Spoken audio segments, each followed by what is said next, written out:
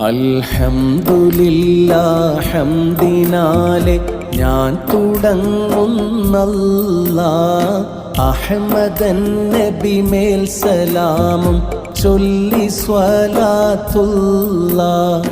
അംബിയാക്കൾ കുല്ലിലും ഓതി സലാമുല്ലാഹ്. മുത്ത് ഫാത്തിമത്ത് സുഹ്റ സയ്യിദ് ഹസൻ ഹുസൈൻ. മുത്ത് നബിയിൽ സൗജത്തോരും അഹ്ലരിൽ റളിയല്ലാഹ്. അസ്ഹാബ് ബദരീങ്ങൾ ശുഹദാക്കൾ കുല്ലിലുമേ.